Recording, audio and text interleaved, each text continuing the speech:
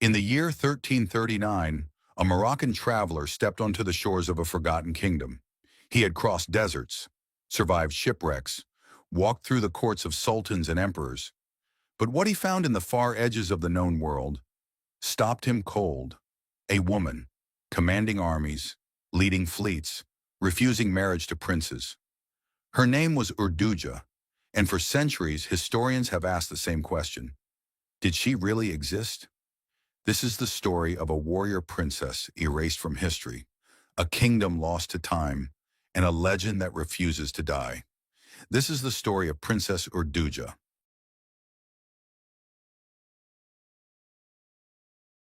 Before the Spanish galleons, before the cross and the cannon, before the maps were redrawn by European hands, Southeast Asia was a world unto itself. Picture this, the 14th century. The seas between the Indian Ocean and the Pacific are alive with trade. Junks from China, dhows from Arabia, outrigger vessels cutting through monsoon winds. These waters are not empty, they are highways. And along these highways rise kingdoms whose names have faded from modern memory. Srivijaya, Majapahit, Champa, Lankasuka, Sukhothai. These are not primitive tribes, these are sophisticated naval powers. They mint coins. They write in scripts borrowed from India and adapted to local tongues. They build temples that rival anything in Europe. The Borobudur Temple in Java, constructed in the 9th century, contains over 2 million stone blocks. It is one of the largest Buddhist monuments in the world. The Empire of Srivijaya controls the Strait of Malacca for nearly 700 years. It is the gatekeeper of trade between India and China.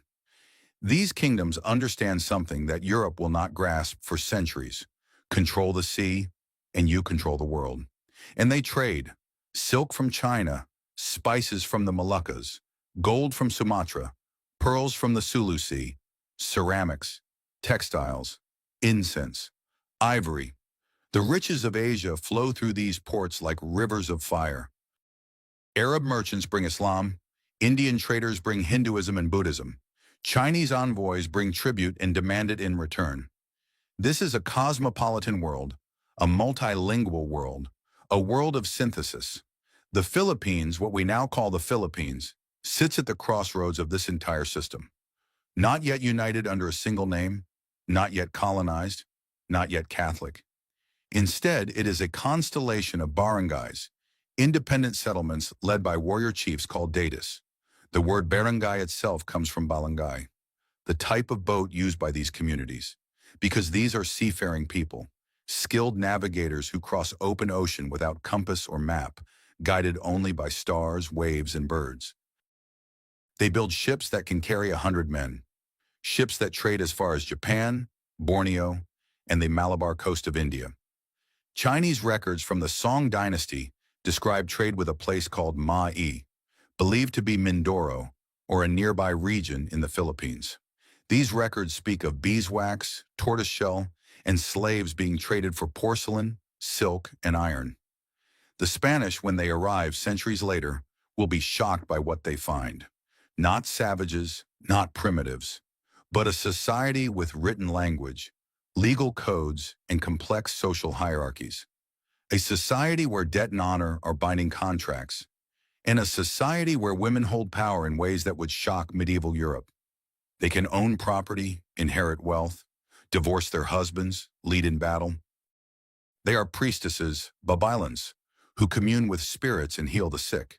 They are traders who manage family fortunes. And yes, they are warriors. Spanish chroniclers describe women fighting alongside men in the defense of their villages. They describe female chieftains negotiating with conquistadors. This is the world that produces someone like Urduja. But to understand her story, we must first meet the man who wrote it down. His full name is Abu Abdullah Muhammad ibn Battuta. Born in Tangier, Morocco in 1304, into a family of Islamic legal scholars, at the age of 21, he sets out on a pilgrimage to Mecca. It is a journey that should take a year, maybe two. He never comes back. For 30 years, Ibn Battuta crisscrosses the known world. He walks through the deserts of Arabia, the courts of Delhi, the steppes of Central Asia, the coasts of East Africa. He sails the Indian Ocean, he crosses the Sahara, he reaches the edges of China. By the time he finally returns to Morocco in 1354, he has traveled over 75,000 miles. No one in the medieval world, not Marco Polo, not any European explorer, has seen more, and he writes it all down. His work, the Rila or the Journey, becomes one of the most important travel accounts of the medieval world. It is part adventure, part ethnography, part memoir. It describes the architecture of Damascus, the wealth of the Mali Empire, the customs of the Maldives. And like all great travel writing, it is layered with exaggeration, wonder, and truth. Ibn Battuta is not always reliable. He writes about places he may not have visited. He borrows details from other travelers. He inflates numbers, but he also records things that no one else does. He describes the role of women in the court of the Delhi Sultanate. He writes about the matrilineal societies of the Maldives, where women inherit power and property. He notices things that male chroniclers in his own culture would ignore. And this makes his account of Princess Urduja all the more intriguing, because he doesn't treat her as an anomaly. He treats her as part of the world he's observing. In 1345, Ibn Battuta reaches Quanzhou, a major port in southern China. He has been traveling through the Mongol Empire. He has seen the wealth of the Yuan dynasty, but now he turns south. On his return journey, somewhere in the waters between China and the Malay Peninsula, his ship is blown off course. Storms, unfavorable winds, the unpredictability of monsoon seasons. It is here, in this unplanned detour, that he encounters something extraordinary, a kingdom ruled by a woman, not a queen regent, not a widow holding power for her son, a warrior princess, unmarried, commanding her own military. Her name, he records, is Urduja, and the land she governs is called Tawalisi.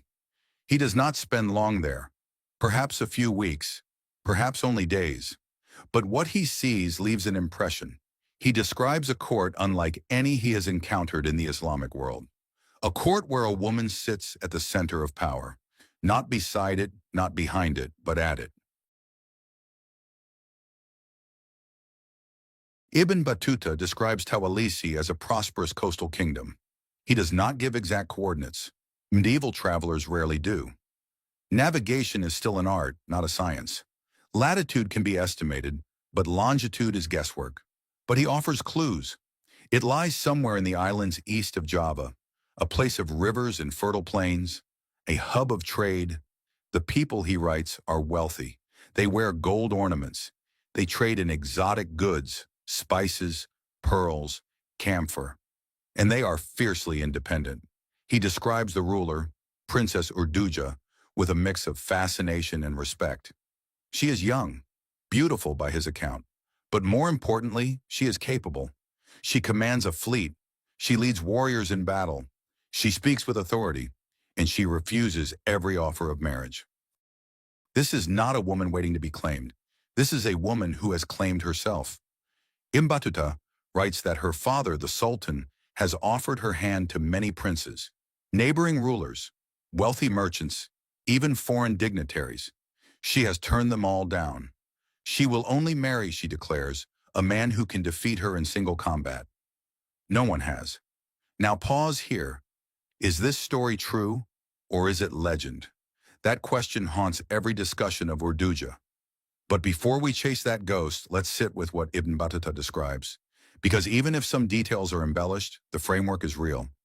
Southeast Asia in the 14th century absolutely had female rulers. In Java, Queen Tribhuwana Wijayatunggadewi ruled the Majapahit Empire from 1328 to 1350. She led military campaigns. She expanded territory. She was not a figurehead. In Aceh, Sumatra, 4 successive sultanas ruled in the 17th century. In the kingdoms of the Malay world, women inherited thrones, controlled trade, and commanded respect. This was not Europe, where Salic law prohibited women from inheriting crowns. This was a world where power did not belong exclusively to men. And Urduja, whether myth or memory, fits that world perfectly. Ibn Battuta describes her court. He writes about feasts held in her honor, about the gold and silk worn by her retinue. He describes her warriors, men and women both, training with weapons. He notes their discipline, their skill. He describes a culture of honor and martial prowess. And he writes something else, something crucial. He writes that the people of Tawalisi are Muslim, not animists, not Buddhists, not Hindus, Muslim. This is significant because if Tawalisi is in the Philippines, and that's a big if, then it represents one of the earliest Muslim communities in the archipelago.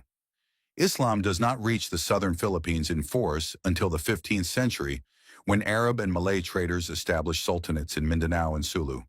But sporadic contact, through trade, through intermarriage, happens earlier. Could Tawalisi be one of those early points of contact? Or is Ibn Battuta conflating details from different places? We don't know, but the possibility is tantalizing. Let's imagine her, not as a fairy tale, not as a symbol, but as a woman moving through a real world. She wakes before dawn. The air is thick with humidity.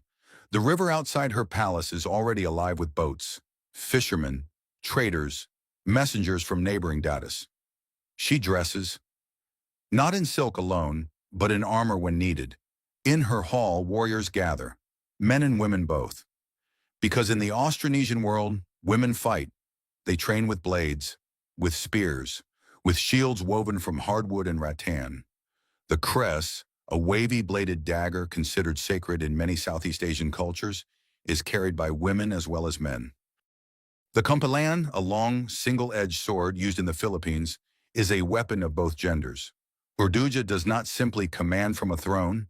She drills, she strategizes, she leads. Ibn Battuta describes her warriors with awe. He watches them train. He notes their discipline, their skill. He describes combat exercises that resemble what we might call martial arts today. The Filipino martial art of Kali, also known as arnis or eskrima, has roots that stretch back centuries. It is a system of stick fighting, blade work, and hand-to-hand combat, and it is practiced by women. Spanish records from the 16th century describe Filipino women fighting with daggers and spears. They describe women defending their homes during raids. They describe women who refuse to be captured alive. This is not unique to the Philippines. In Vietnam, the Trung sisters led a rebellion against Chinese rule in 40 AD. They raised an army of 80,000. They liberated 65 citadels. And when they were finally defeated, they chose death over surrender. In Indonesia, the legends of Nyi Roro Kidul, the Queen of the Southern Sea, speak of a powerful female spirit who commands the ocean. In Malaysia, the Hikayat Hang Tuah tells of female warriors and powerful queens. The archetype of the warrior woman is not foreign to this part of the world. It is woven into the cultural DNA. So when Ibn Battuta describes Urduja leading her warriors, he is not describing a fantasy. He is describing something that fits the cultural reality of where he is. Urduja presides over feasts. She negotiates with traders. She makes decisions about alliances and wars. She speaks multiple languages, Malay, perhaps Arabic, the local dialect of her people. She understands the intricacies of trade. She navigates diplomacy with neighboring kingdoms. This is not a passive ruler. This is someone who has earned her position. And yet she lives in a world that will not remember her. Because here is the tragedy. No inscriptions bearing her name survive. No temple walls carved with her victories. No written records in her own language. Because most of what existed was destroyed. So where was Tawalisi? Scholars have been arguing about this for over a century. The most popular theory places it in Pangasinan, a coastal region in the northern Philippines along Lingayen Gulf. The name itself offers a clue. Pangasinan comes from the word Panag-asinan, place of salt. A coastal, trade-heavy region, salt production, fishing, exactly the kind of place Ibn Battuta describes. And there's more. In Pangasinan, oral traditions speak of a warrior princess, not always named Urduja, at least not in the surviving stories recorded by Spanish friars, but the archetype is there. A woman who leads, who refuses subjugation, who commands respect. Linguists point to the word Tawalisi itself. Could it be a corruption of tawalis, a type of freshwater sardine found only in Taal Lake, south of Manila? Could it refer to a region near a lake, near rivers, Or could Tawalisi be a rendering of Dayawan, an old name for a settlement in northern Luzon? The problem is phonetic drift. Ibn Battuta is writing in Arabic. He is transcribing sounds from a language he does not speak fluently. Vowels shift. Consonants blur. Names morph. What he writes as Tawalisi could be almost anything. Others argue Tawalisi might not be in the Philippines at all. Perhaps it's in Borneo. The great island has a long history of female leaders. The Sultanate of Brunei, though established later, has legends of powerful women in its early formation. Or perhaps it's in Sumatra, where the kingdom of Aceh would later be ruled by sultanas. Or perhaps it's somewhere along the coasts of mainland Southeast Asia. Champa, in what is now Vietnam, had queens and powerful noblewomen. The truth is we don't know, and that uncertainty is part of what makes this story so haunting. Because the absence of evidence is not the same as evidence of absence. Just because we can't pinpoint Tawalisi on a map doesn't mean it didn't exist. Medieval Southeast Asia was full of kingdoms that left little behind. Consider this. The kingdom of Mai, mentioned in Chinese records, is believed to have been somewhere in the Philippines. But we don't know exactly where. Mindoro, Laguna, somewhere else? The polity of Tondo in what is now Manila was a major trading hub. We know this from the Laguna copperplate inscription, a legal document from 900 AD written in Old Malay and Old Javanese. It's the oldest known written document in the Philippines, and it almost didn't survive. It was found by accident in 1989, dredged from a riverbank. How many other records are still buried? Lost? Destroyed? Wooden structures rot. Palm leaf manuscripts decay. Oral traditions fade. And when the Spanish arrived in the 16th century, they didn't care about preserving what they found. They cared about converting it. Temples became churches, histories became heresies, and women like Urduja, if she existed, were buried under the weight of colonial silence. We are halfway through this story, and if you've made it this far, you're part of something important. Because every view, every subscription tells the algorithm that these stories matter, that the voices erased by history deserve to be heard again. So if you believe that women like Urduja, real or legendary, deserve more than silence, hit that like button, subscribe, and let's keep going. Because the deeper we dig into this mystery, the stranger it becomes. And the more essential it feels to keep digging. Let's be honest. Princess Urduja might be a legend. Some scholars dismiss her entirely. They point out that Ibn Battuta was known to embellish, that some of his accounts contain impossibilities, that he describes a hippopotamus as having the head of a horse, the feet of an elephant, and the tail of a buffalo. Clearly, he's never seen one up close, that he claims to have met a man who lived to be 140 years old, that he may have conflated different places, different stories, different women into one narrative. And it's true, Ibn Battuta is not a modern historian. He does not cite sources. He does not cross-reference. He does not fact-check. He writes from memory, years after his travels, dictating his stories to a scribe appointed by the Sultan of Morocco. So yes, there are reasons to be skeptical. But here's the thing. Even if Urduja herself is mythical, the world that produced the myth is not. Let's talk about what we know for certain. In pre-colonial Southeast Asia, women wielded significant power. We've mentioned the Trung sisters of Vietnam, but let's go deeper. In the Philippines, the Babaylan, spiritual leaders and healers, were predominantly women. They performed rituals. They mediated between the human and spirit worlds. They had authority that even Dadists respected. When the Spanish arrived, they were horrified. Here were women with power, women who refused conversion, women who led resistance. The Spanish labeled them witches. They executed them. They tried to erase them, but the memory persisted.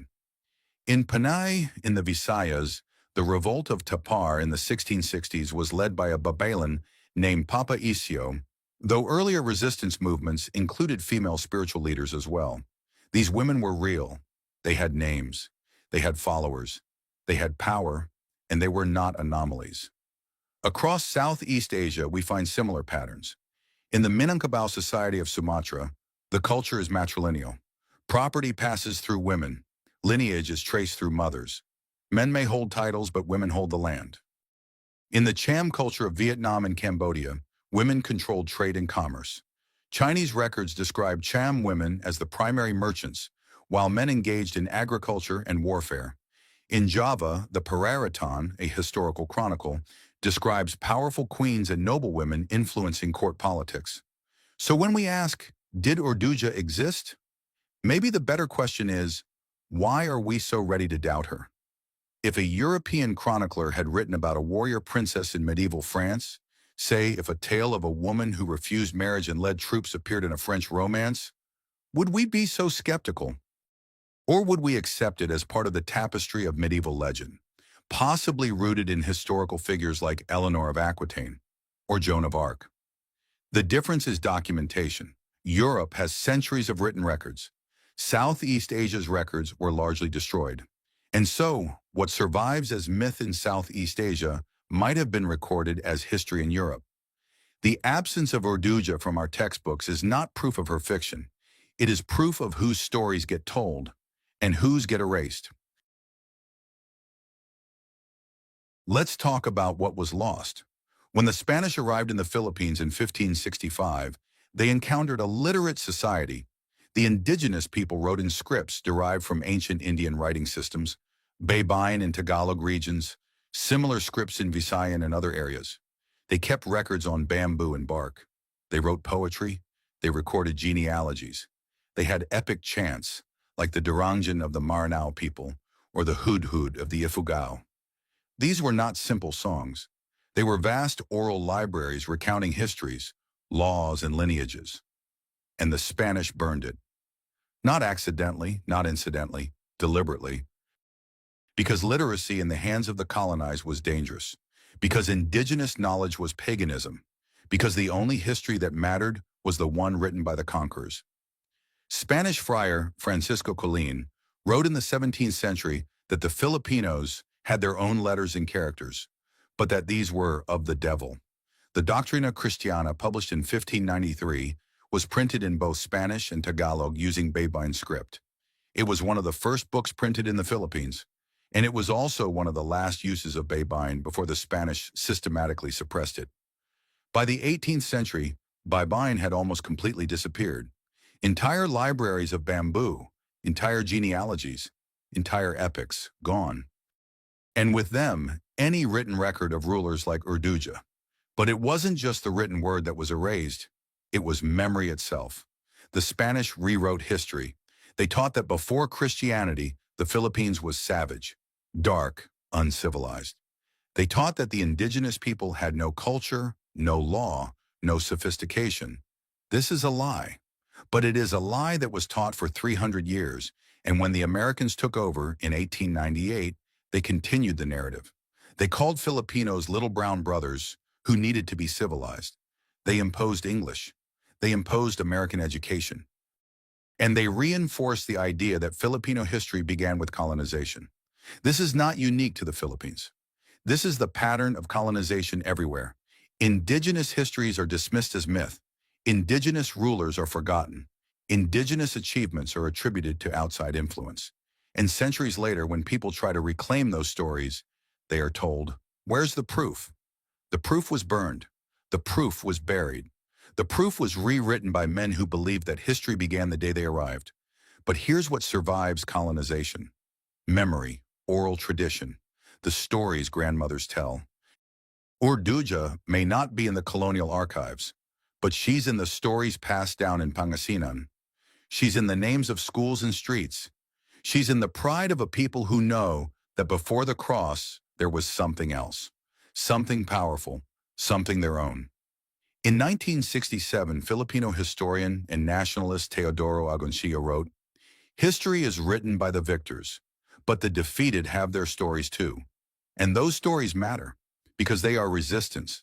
They are proof that the colonized were not passive. They are proof that indigenous people had agency, culture, and power.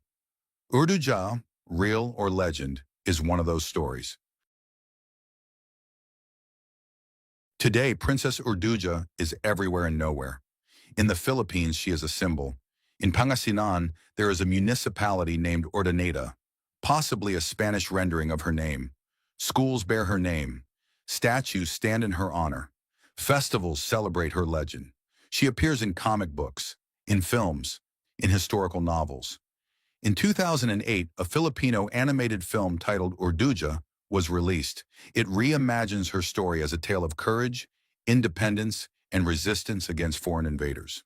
The film was criticized by some for historical inaccuracy, but praised by others for giving Filipino children a hero who looks like them. A hero who is a woman. A hero who is indigenous. A hero who does not need to be saved. She is the face of pre-colonial Filipino strength. A reminder that before the Philippines was the Philippines, it was a place of kingdoms and warriors. A reminder that Filipino women were not waiting to be saved. They were ruling, fighting, leading. But she is also contested. Some historians reject her as pure fabrication. They argue that Ibn Battuta's account is too vague, too unreliable to build a historical figure upon. They argue that without corroborating evidence, without inscriptions, without local records, Urduja is fantasy. Others argue she is composite, a memory of many women compressed into one. Perhaps she represents the Babylon who resisted Spanish conversion.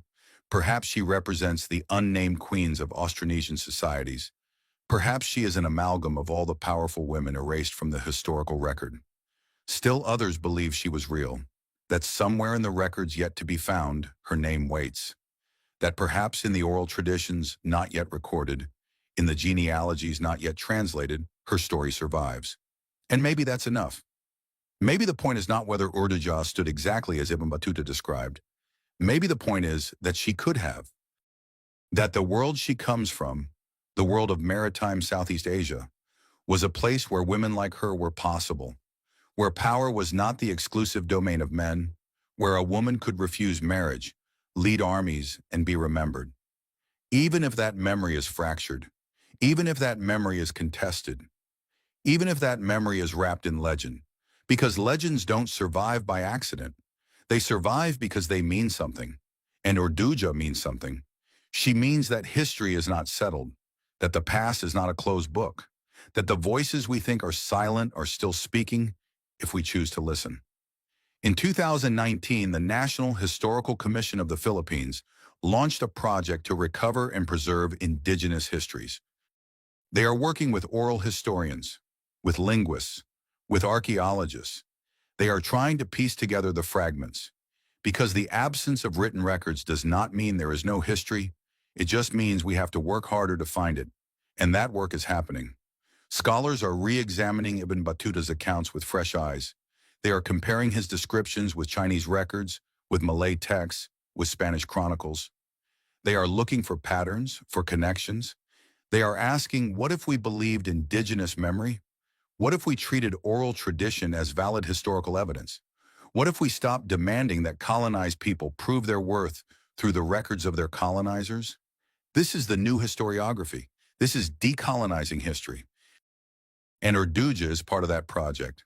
Because whether she lived or not, she represents something essential. She represents the right of indigenous people to their own heroes, the right to a past that is not defined by colonization, the right to a history where they are not victims but agents, where they are not passive but powerful, where they are not waiting to be discovered but have always been here. If this story moved you, don't let it end here. Subscribe to this channel, because we're not done digging. There are more forgotten queens, more erased warriors, more histories hidden in the cracks of textbooks. The Trung sisters of Vietnam, Queen Khadija of Sulu, the women warriors of the Indonesian archipelago, stories of resistance, stories of power, stories that refuse to die. And every time you watch, every time you share, you're saying these stories matter. So hit that subscribe button, turn on notifications, and let's keep bringing these voices back from the silence. Because the past is not dead. It's just waiting to be remembered. And we are the ones doing the remembering. Princess Urduja may live only in fragments. A line in a medieval travelogue written by a traveler who may have misheard her name. A statue in a town square in Pangasinan, visited by schoolchildren who wonder if she was real. A legend whispered through generations, shaped and reshaped by each telling. An animated film that imagines what she might have been like. But fragments are not nothing. Fragments are evidence. Evidence that once, in a world we can barely reconstruct, a woman stood, and she refused to kneel. Whether she commanded armies or inspired legends doesn't matter as much as we think, because even legends are a kind of truth. They are the truth of what people believed was possible, and in a world that told women to be silent, small, and still, Urduja, real or imagined, was loud, vast, and free. Maybe that's her greatest victory. Not that we can prove she lived, but that we cannot forget her. 300 years of colonial rule could not erase her. Centuries of silence could not bury her. She endures, not in the archives of empires, but in the memory of a people who refused to believe that their history began with conquest. Ibn Battuta wrote her into the record. But the people of the Philippines kept her alive, and that is a kind of immortality. Even fragments can challenge empires of forgetting. And Urduja, warrior, princess, legend, symbol, refuses to be forgotten. She stands at the edge of history, one foot in the known, one in the unknowable, and she dares us to remember. Not perfectly, not completely, but enough. Enough to know that before the conquerors came, there were kingdoms. Before the churches, there were temples. Before the silence, there were voices, and one of those voices belonged to a woman named Urduja. Whether she wielded a sword or merely wielded a story, she has won, because she is still here.